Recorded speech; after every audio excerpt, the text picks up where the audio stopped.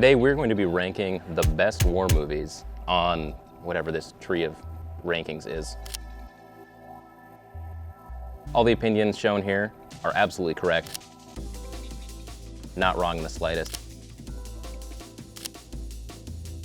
Now, don't let me know in the comments, because this is the right opinion. We have Enemy at the Gates, the story of our southern border crisis. We're gonna throw this one at C tier, and no, I will not be taking questions.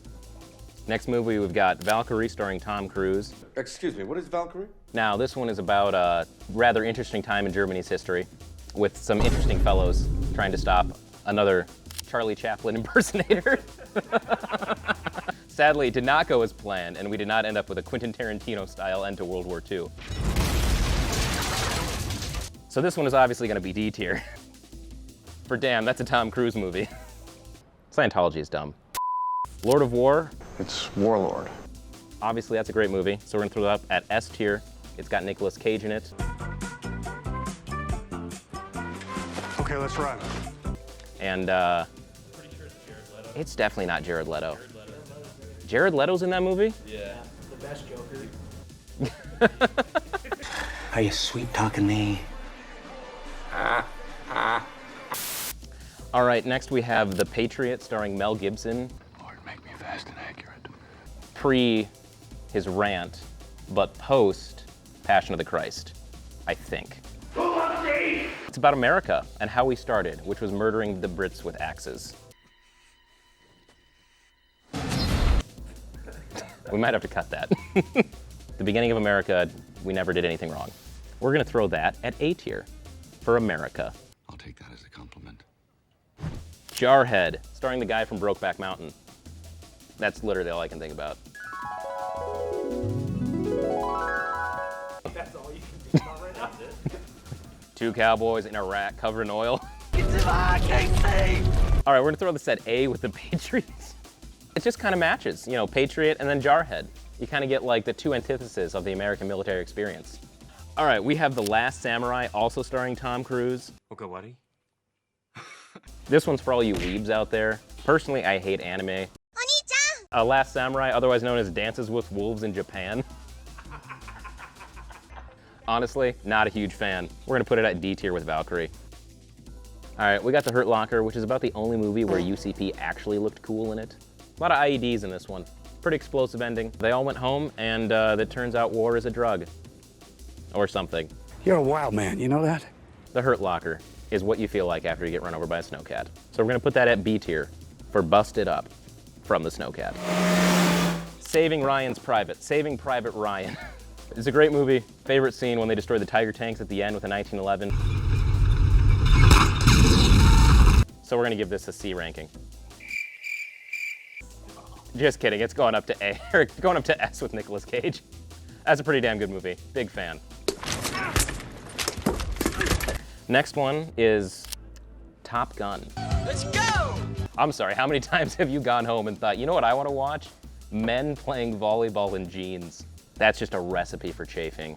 It's a military recruitment movie that's pretending to be a war movie that's actually a gay romance. I am dangerous. We're gonna give Top Gun a ranking of D tier.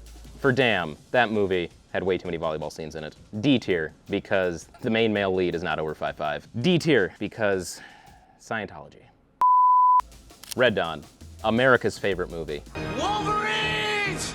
Telling the true story of the 1980 invasion of the southern US states by Venezuela, Cuba, and the Russians. You got Patrick Swayze, Martin Sheen. Was it Martin or was it Charlie? Fuck, it's Charlie Sheen. Oh, because Martin Sheen was in Apocalypse Now. I never heard of it. Fighting off the Russians in the middle of the Colorado forest, doing what all of us dream about, except probably not the dying in the end part. Or maybe for some of us. That's why we're gonna put this at S tier. Honestly, I love that. That's kind of the whole reason I got into guns, gear, everything else. And they had probably the most accurate replica of a T-72 tank, to the point where the CIA officers had to come and check how they got it into the States. The more you know. Don't worry, we're followed up by another great movie. All right, We Were Soldiers. This also has Mel Gibson in it. It's probably one of the quintessential helicopter movies out there.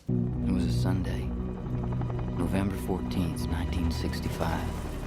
We're gonna give it a We'll probably throw it a B tier, you know, for Huey, but if you had like a silent B in front of it.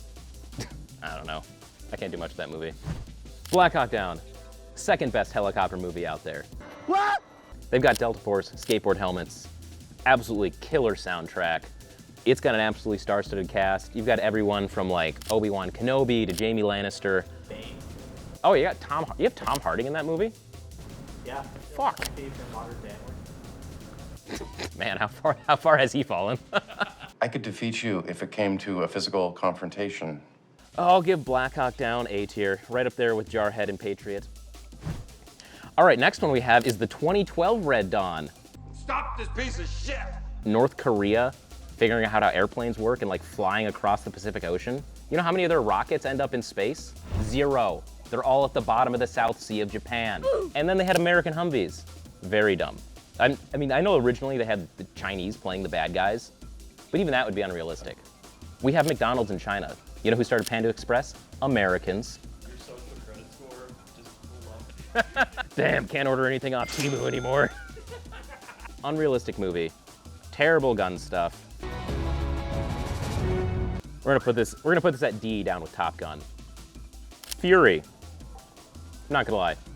It hits right at home. I love tank movies. Anything where you've got some giant metal thing crawling around, shooting a bunch of people. Absolutely love it. Plus it shows us like a really rare picture of a war where it's filmed from like inside the tank as opposed to just kind of like exterior shots mainly. It seems a lot more like they're making the tank itself the character rather than like the actual characters who are operating the tank. Back up, back up, back up! Hard left! Back up! Which they do have a pretty star-studded cast on this. They've got, what, Brad Pitt, Shia LaBeouf. That's right, after Transformers, he actually turned his life around. Is Michael Pena in that too? Yeah, dude, Michael Pena is in that. Oh, and fucking Shane from The Walking Dead. Yeah.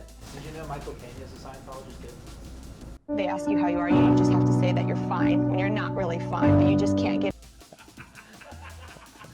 All right, all right, well, Scientology, you know, I had high hopes for this movie, but I've got bad news. It's going down here. It's gonna piss some people off, but nah. All right, what's this? This is The Inglourious Bastards.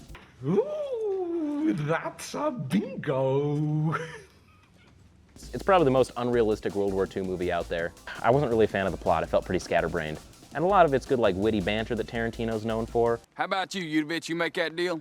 I'd make that deal. Not a big fan of the movie. I thought it was completely unrealistic. And then they don't even explain the repercussions of Hitler dying early in the war. We're gonna rank this at C tier, because it didn't have any tanks. There for sure was a tank. No, there was no tanks in that movie. Don't know why I'm arguing with the tank expert. No Panzers, no Shermans, no Tigers, nothing.